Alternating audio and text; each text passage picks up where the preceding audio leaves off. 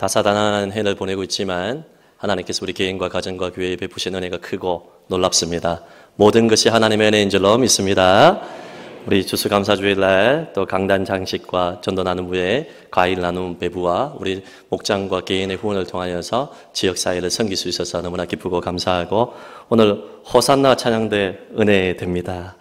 매주 은혜로운 찬양 감사하는데 한 해 동안에 베푸신 추수감사의 은혜를 돌아볼 수 있는 귀한 찬양의 가사와 또 곡중 있는 기도와 같은 그런 귀한 찬양 너무너무 감사를 드립니다. 벌써 은혜 많이 받고 시작합니다. 할렐루야.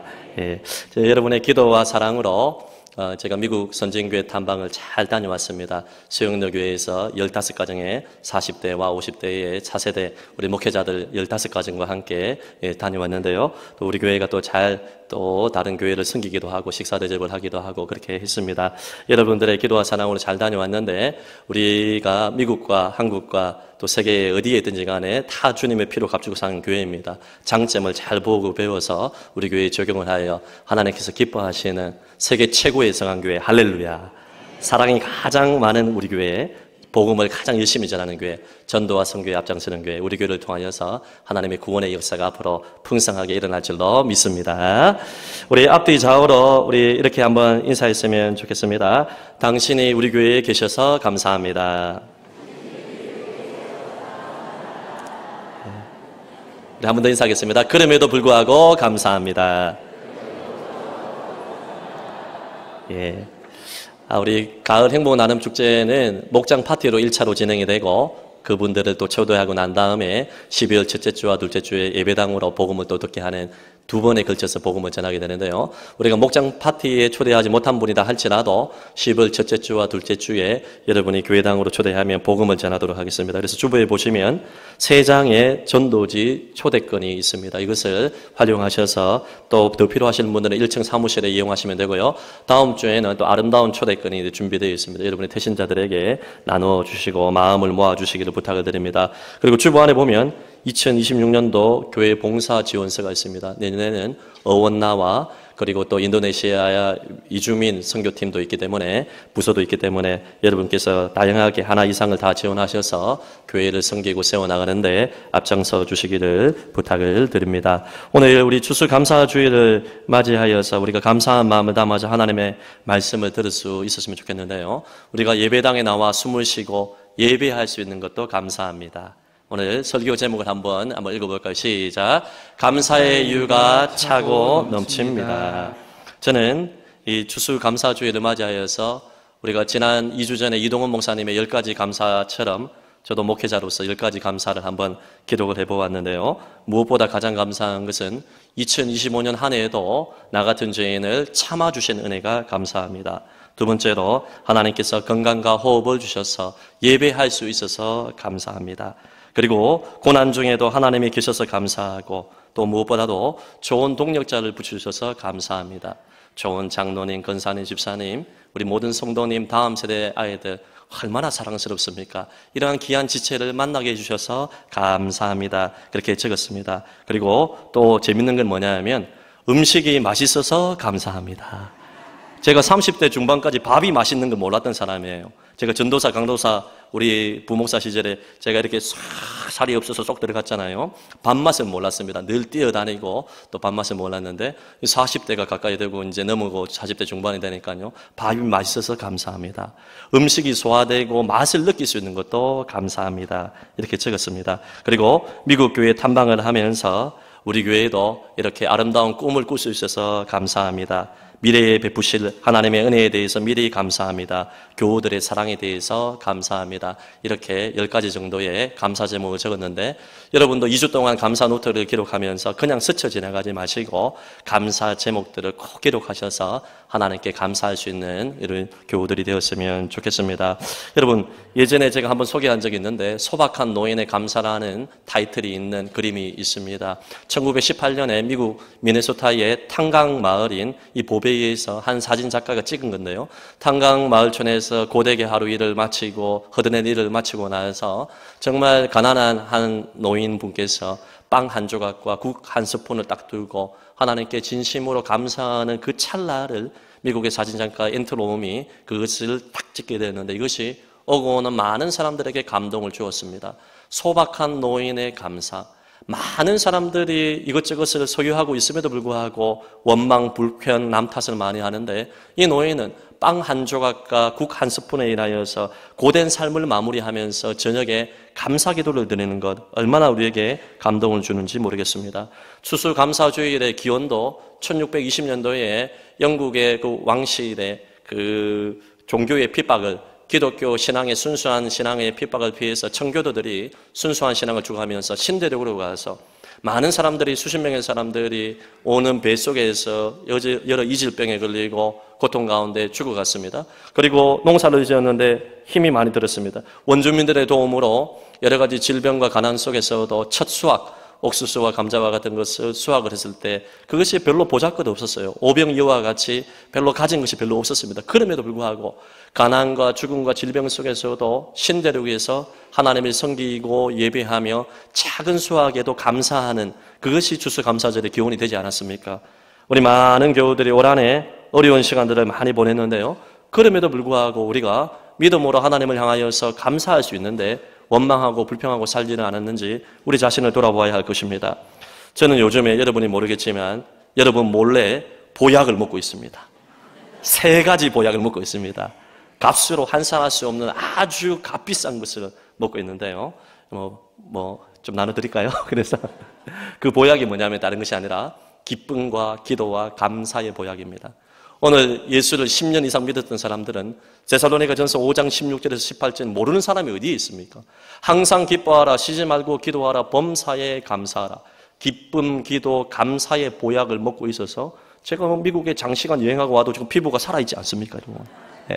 기쁨과 기도와 감사의 보약을 먹기만 하면 하나님의 뜻을 이루게 되는 것이고 영혼이 잘된 같이 범사가 잘 되어 하나님의 축복의 통로로 쓰임받을 수 있는 것입니다. 여러분도 3가지 보약을 드시기를 바랍니다. 다니엘을 보세요. 죽음의 위기 가운데서도 하루에 3번씩 무릎을 꿇고 기도하며 그의 하나님께 감사했습니다. 다니엘 6장 10절 말씀 한번 볼까요? 시작.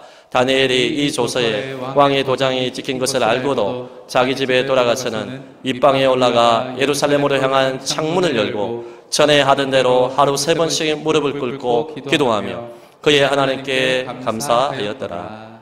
느부갓네살의 벨사살의 서슬프른 칼날 앞에서도 죽음의 위기 앞에서도 하루에 3번씩 무릎을 꿇고 기도하며 그의 하나님께 감사하는 감사의 모델이 되는 인물이 다니엘이라고 볼 수가 있습니다. 사도 바울처럼 고생 많이 한 사람 어디 있어요? 구약의 욥, 신약의 사도 바울, 말할 수 없는 고초와 고난을 당한 사람인데요. 사도 바울은 편지를 쓰면서 서신서에서 오히려 감사하고 있습니다. 고린도전서 1장 4절 말씀 볼까요? 시작. 그리스도 예수 안에서 너희에게 주신 하나님의 은혜로 말미암아 내가 너희를 위하여 항상 하나님께 감사하노니. 고린도 교우들은 사도 바울의 사도권은 인정하지 아니하고 사도 바울을 오해하여서 다른 거짓 사도들과 비교하여 사도 바울의 마음을 아프게 했던 교인들, 삐딱한 교인들이 많았어요. 사도 바울의 마음을 힘들게 하는 교인들이 많았어요. 하지만 사도 바울은 그런 것에 집중하지 아니하고 오히려 하나님께서 고린도 교회에 베푸신 장점들, 은혜들을 기억하며 오히려 감사하는 감사의 최고를 보여주는 인물이 아니겠습니까? 데살로니가전서 1장 2절에도 늘 감사하는 사도 바울의 모습이 나옵니다. 시작. 우리가 너희 모두로 말미암아 항상 하나님께 감사하며 기도할 때에 너희를 기억하며. 데살로니가 교회에 1개월 정도만 머물면서 개척했는데 그 1개월 동안 있으면서 개척한 그 교회에 모두를 어떻게 다 사랑할 수 있습니까? 그럼에도 불구하고 모두를 기억하면서 감사거리를 찾고 감사하는 사도 바울의 성숙한 모습을 볼 수가 있는 것입니다. 세상에서 가장 아름답고 행복한 사람은 감사하는 사람이에요. 원망, 불평, 여러분 신세 한탄하는 사람들이 좋아하지 않습니다. 하나님도 그런 사람을 기뻐하지 않습니다. 우리가 고단한 삶을 살면서 주님 앞에 나와서 하소연할 수 있죠. 욕과 같이 모든 것을 부르짖을 수 있죠. 그럼에도 불구하고 우리의 마음의 근저에는 하나님을 향한 감사가 있을 때 행복한 인생을 살 수 있습니다. 2주 전에 장미꽃 가시에도 감사할 수 있는가 제가 감사 설교를 했습니다. 여러분 장미꽃 가시에 감사할 수 있는 사람이 어디에 있어요? 아름다운 꽃의 향기에는 보면서 즐거워하지만 가시에 찔리게 되면 아픕니다. 고통스럽습니다. 피가 납니다. 그럼에도 불구하고 장미꽃 가시를 통하여서 하나님이 나를 연단하시고 나를 성숙한 믿음의 사람 만드신다는 하나님의 계획하심과 하나님의 일하심을 믿는, 하나님의 섭리를 믿는 사람은 감사할 수 있는 것입니다. 성도 여러분, 하나님의 섭리를 믿는 믿음으로 감사할 수 있기를 예수님 이름으로 축복합니다. 감사의 이유가 차고 넘치는데 오늘 본문 말씀과 신구약에서 대표적으로 우리가 감사의 이유를 함께 살펴보고 은혜를 받고자 하는데, 첫 번째로 감사의 이유는 따라하겠습니다. 내가 사람으로 태어나고 살아가고 있기에. 내가 사람으로 태어나고 살아가고 있기에. 내가 하나님의 형상대로 지음받아 사람으로 호흡하며 사람들을 만나며 하나님을 예배하며 살아갈 수 있는 것에 대해서, 만물의 영장으로 하나님의 대리자로 살아가고 있음에 대해서 여러분 감사해 본 적이 있습니까? 이번 한 주를 보내고 올해에도 몸이 아프고 자식들은 말을 듣지 아니하고 사업과 직장이 어려운가, 경제적인 어려운가, 여러 가지 보이지 않는, 앞이 보이지 아니하는 고난의 터널을 지나면서 왜 내가 사람으로 태어나서 이런 고생을 하며 살아야 되느냐, 우리가 그런 생각할 수도 있어요. 그런데 여러분 곰곰이 생각해 보십시오. 내가 벌레로 창조되지 아니하고 내가 그 어떠한 존재가 다른 피조물이 아니라 사람으로 지음받아 하나님의 형상대로 하나님을 예배할 수 있는 것, 이것이 놀라운 은혜, 기절초풍한 하나님의 은혜가 아니겠습니까? 우리가 살아계신 하나님을 입술로 예배하고 언어로 표현하고 말씀을 읽을 수 있고 호흡하며 이 자리에 있는 것, 사람으로 태어나고 살아가고 있는 것에 대해서 감사하는 수의 백성들이 되어야 할 것입니다. 다윗은 시편 139편 14절에 12년 동안 도망자로 살면서 감사할 게 뭐가 있어요? 그런데 이렇게 감사합니다. 시작. 내가 주께 감사하오면 나를 지으심이 심히 기묘하심이라. 주께서 하시는 일이 기이함을 내 영혼이 잘 아나이다. 사람으로 지음받은 것에 대해서 이전 성경 보면 신묘막측하다. 하나님의 걸작품으로 지음받은 것에 대해서 감사하고 있는 것입니다. 저는 한 번씩 제 자신을 한번 보면서 여기서 내 키가 한 10cm만 더 컸으면 좋았을 텐데 이런 생각이 들 때가 있어요. 제가 그렇게 작은 키가 아니거든요. 2m는 안 되지만은요, 제가 그렇게 작지는 않잖아요. 맞죠? 별로 동의를 안 하는 것 같은데. 여러분 그런 생각이 들 때가 있어요. 제가 이제 몸의 비율이 약간 쇼다리입니다. 그래서 거울 볼 때마다 내가 한 10cm만 컸으면 내가 더 좋았을 텐데 그런 생각을 하는데, 여러분 그렇지 않아요. 하나님이 최고의 걸작품으로 강진 씨를 만들었어요. 아멘 소리가 뭐 작은 것 같은데 저뿐만 아니라 여러분 한 사람 한 사람 모두 내 외모가, 내 몸매가, 내 이게 눈썹이 이렇게 쫙 조금만 더 하나님이 다듬어 주셨으면 좋았을 텐데, 하나님이 손봐 주셨으면 좋았을 텐데 그런 생각을 안 한 사람이 없을 거예요. 김태희나 강동원도 그런 생각 다 했을 것입니다. 근데 여러분 우리 많은 다음 세대 사춘기 자녀들이 보게 되면 자기의 외모와 몸매와 집안 배경에 대해서 여러분 불만족, 감사하지 못하는 친구들이 많이 있거든요. 내가 이런 부모를 만났으면, 내가 이런 환경에서 태어났더라면, 내가 이건희 회장의 아들, 딸로 태어났더라면. 그런데 여러분 그 아들, 딸에게 물어보세요. 겉은 행복해 보여도 속에 보면 문제가 더 많아요. 여러분 하나님이 최고의 부모를 만나게 하셨고, 하나님이 최고의 몸매를 주셨고, 하나님이 최고의 외모를 만드셔서 하나님의 계획하심 속에서 저와 여러분이 이 땅에 태어난 줄로 믿습니다. 사람으로 태어나고 사람으로 살아갈 수 있음에 대해서 우리는 감사해야 됩니다. 어제 다니엘 기도회 때 우리 김지선 씨가 맹인으로 태어나서 앞을 보지 못하는데, 그럼에도 불구하고 그 발에 올린 연주를 하는데 많은 사람들이 그 연주를 들으면서 눈물을 흘리더라고요. 저도 감동이 되더라고요. 여러분 맹인으로 태어났지만 하나님이 하실 일을 보여주기 위해서 요한복음 9장과 같이 하나님 앞에서 자기 자신을 돌아보고 오히려 죄인됨을 고백하며 하나님께 감사하고 그의 은혜를 찬양하는 그 모습을 보고 우리가 얼마나 부끄럽습니까? 우리는 이것저것을 다 할 수 있음에도 불구하고 감사거리를 찾지 아니하고 사람으로 태어난 것에 대해서 오히려 한탄하는 인생이 아닙니까? 우리 자신을 돌아보면서 사람으로 태어나 하나님의 형상대로 지음받아 하나님을 예배할 수 있음에 대해서 감사하는 모든 교우들이 되시기를 예수님 이름으로 축복합니다.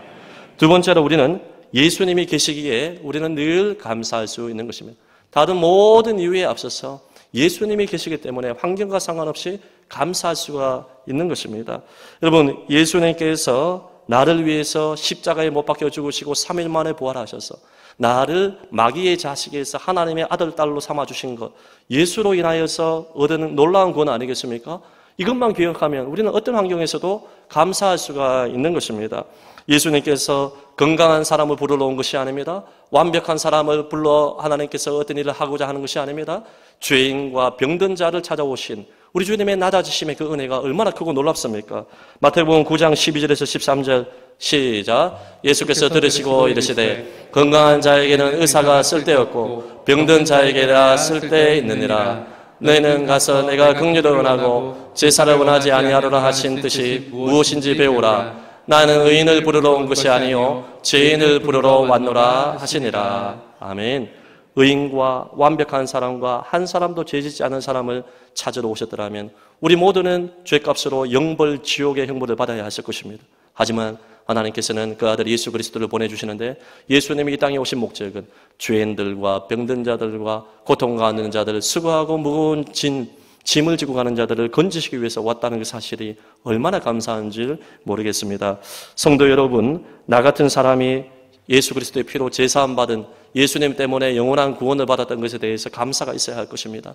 여러분, 이번에 감사 노트 2주 주간에 초반부에 보면 인천 제2교회의 원로 목사님이신 이건영 목사님이 예화를 들었잖아요. 물물교환이라는 것은 동일한 가치, 비슷한 가치가 있을 때 물물교환을 합니다. 옥수수 한 트럭이 있는데 감자 한두 알로 바꾸지 않습니다. 동일한 감자의 양이 있을 때 물물교환이 됩니다. 가치가 있을 때 바꾸는 것입니다. 마찬가지예요. 하나님이 그 아들 예수님을 우리를 위해서 내어줄 때는 저와 여러분이 그만큼 영혼의 가치, 온 천하보다 그 어떤 피조물보다 소중한 존재로 하나님이 지었기 때문에 예수님과 물물교환한 거예요. 예수님과 바꿔치기를 한 것입니다. 사랑하는 성도 여러분, 저와 여러분이 무엇이간데 주님께서 이렇게 우리를 소중하게 보시고 예수님의 이 피로 말미암아 우리를 구원해 주었습니까? 그만큼 소중한 가치가 있다는 것입니다. 그러므로 저와 여러분은 예수님으로 인하여서 늘 감사하며 살아야 됩니다.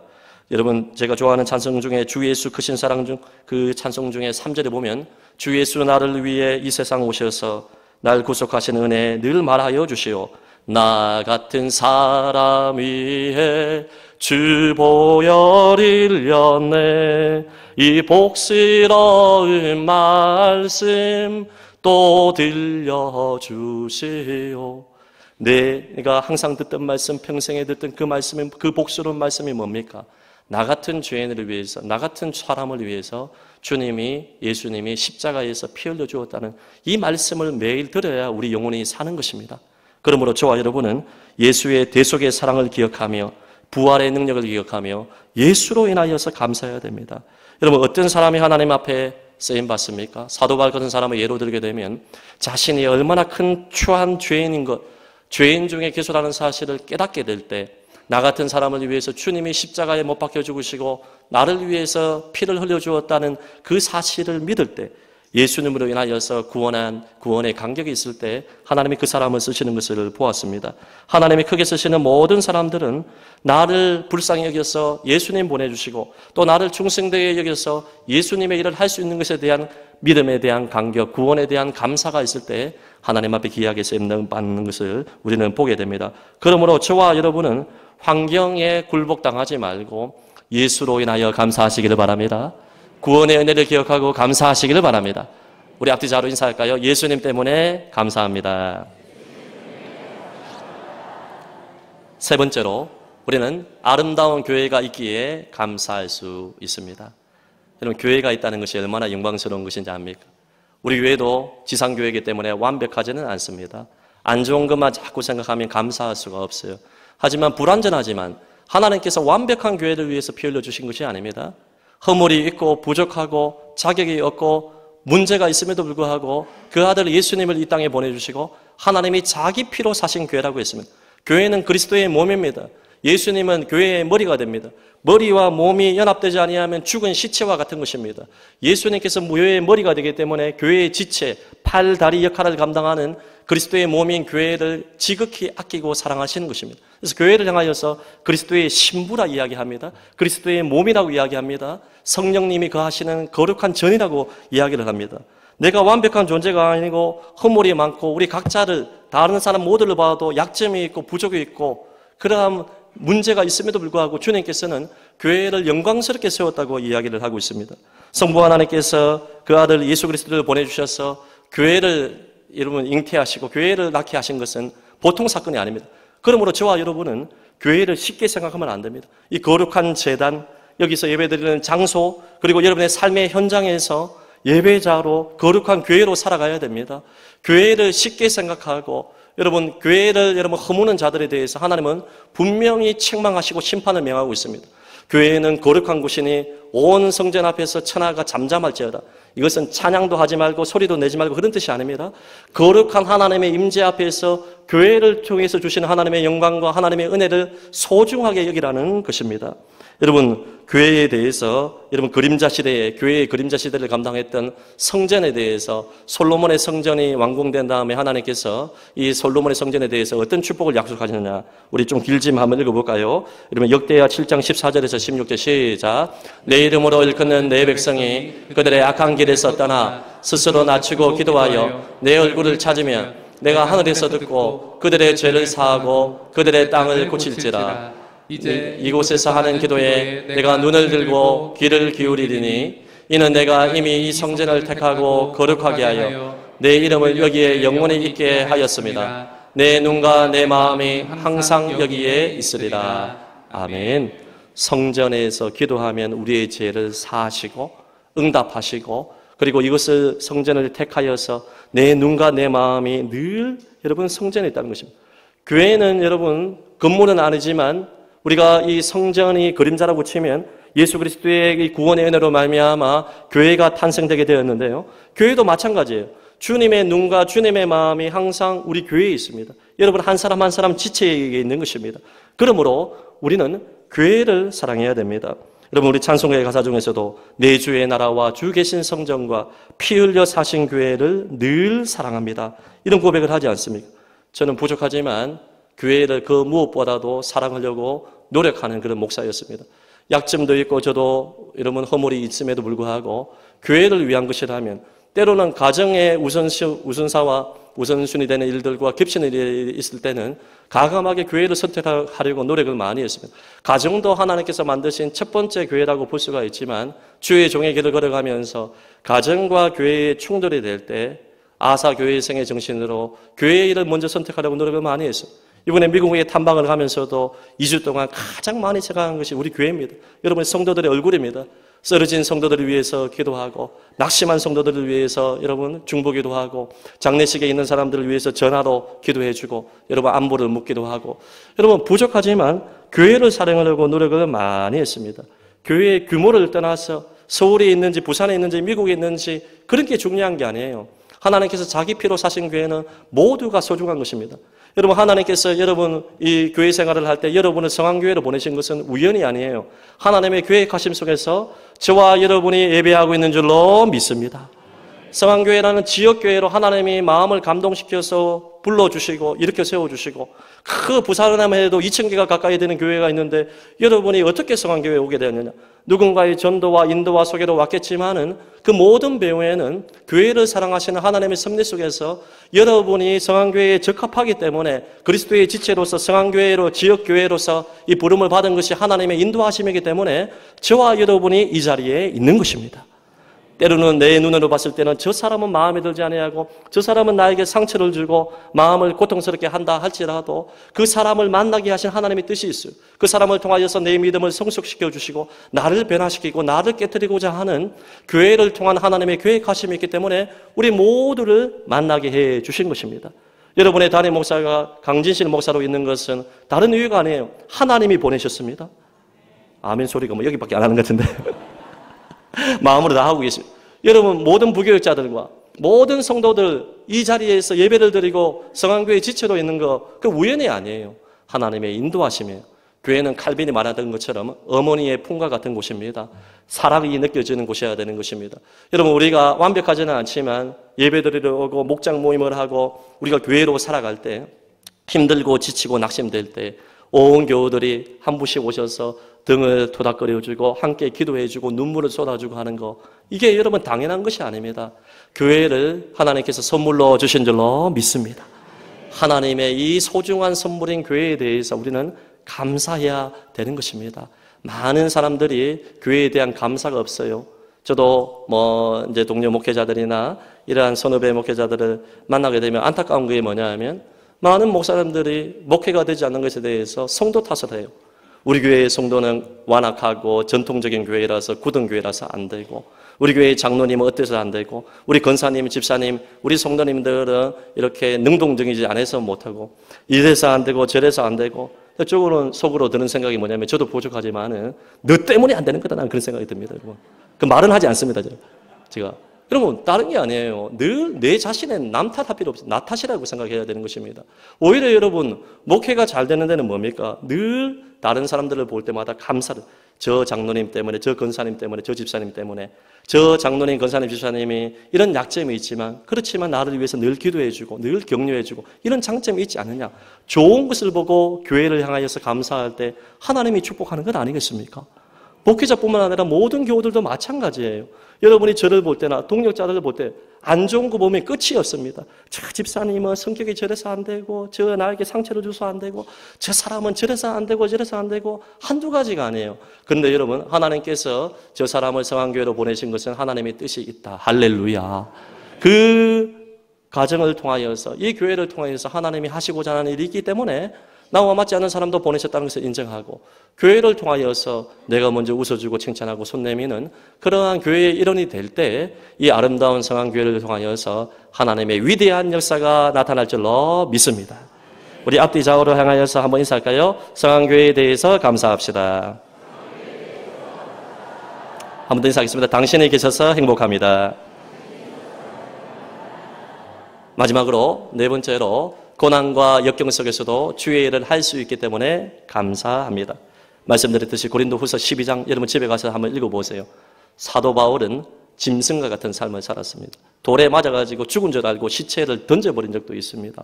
사도 바울이 잘못한 게 뭐가 있어요? 물론 예수 믿기 전에 포행자로 핍박자로 살았지만은, 우리도 예수 믿기 이전에 하나님을 제대로 알기 이전에 얼마나 방탕하고 방황하며 주님 대적하며 살았습니까?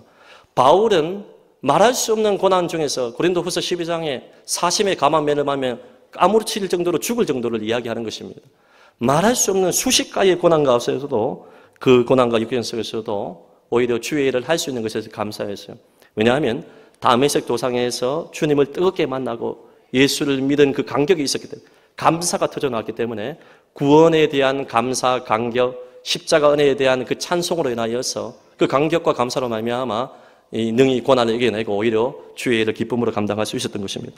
주기철 목사님, 손양호 목사님, 한상도 목사님과 같은 믿음의 선배들이 어떻게 옥중에서 예수를 부인하지 아니하고 믿음의 길을 걸어가고 선교할 수 있었느냐?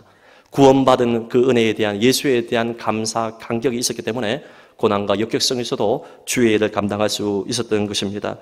여러분, 제가 예전에도 몇 번 소개를 했지만 찬송가의 여왕이라 부르는 페니 크루스비 수천 개의, 9천 개에 가까운 찬송시와 찬송곡, 웬 말인가 날 위하여 주 돌아가셨나, 이런 찬송뿐만 아니라 여러 가지 찬양하라 복되신 구세주 예수, 이런 찬송가를 비롯해서 수천 가지의 찬송시와 찬송가로 많은 사람들에게 영향을 끼치고 영혼구원의 통로로 쓰임받았는데, 이분이 맹인으로 태어났잖아요.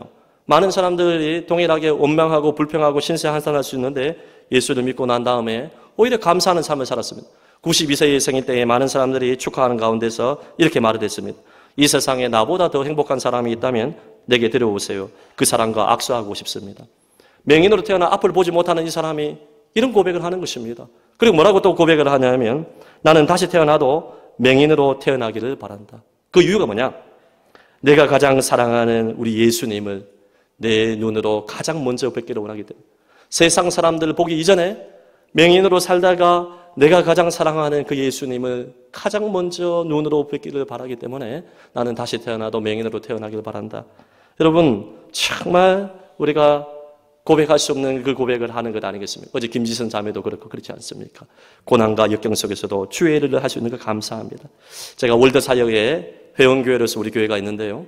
50개 교회가 이제 1년마다 이렇게 훈련을 받고 계속해서 지속적인 그런 양육을 받게 되는데, 그 같은 조에 있었던 한 서울에서 한 1000명 정도의 교우들을 섬기는 그러한 목회자가 계시는데, 이분이 이제 40대 중반까지 설교와 목양을 탁월하게 잘했어요. 가는 곳마다 부흥의 그런 통로로 쓰임을 받았는데, 40대 중반이 되었을 때, 지금부터 한 6년, 7년 전에 갑자기 자고 일어났는데 앞이 보이지 않는 거예요.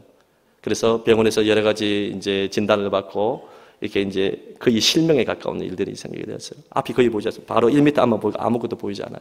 40대 중반까지 그렇게 건강했는데 한순간에 시력을 잃었습니다. 우리 같으면 신세 한탄하고 중도 포기할 수 있는데 이분은 오히려 그 고난 가운데서도 하나님의 섭리를 믿고 고난과 역경 속에서도 주의 일을 충실하게 감당했어요. 성도들이 귀한 게 이 목사님은 늘 존경하고 사랑하면서 목사님이 앞이 보이지 아니하는 그러한 시력 장애가 왔음에도 불구하고 오히려 더 아껴주는 거예요. 그래서 서로 감사가 넘쳐요. 목회자는 성도, 성도는 목회자에 대해, 성도는 성도끼리 감사가 넘치는 교회가 됩니다. 시력을 잃었음에도 불구하고 오히려 하나님의 섭리를 바라보고 감사하는 자에게 고난과 역경 가운데 베푸시는 하나님의 은혜가 크다는 것을 저는 간증을 통해서 큰 은혜를 받았습니다. 이전 교회에서 제가 목회를 할 때 우리 성안교회도 마찬가지예요. 저 분을 보면, 저 형편을 보면, 저 가정의 환경을 보면 도저히 감사할 수 없는 분인데 어떻게 저렇게 감사가 충만할까? 입술로, 예물로, 삶으로 늘 웃으며 감사가 충만한 삶을 보면서 저는 목회자로서 부끄러울 때가 있습니다.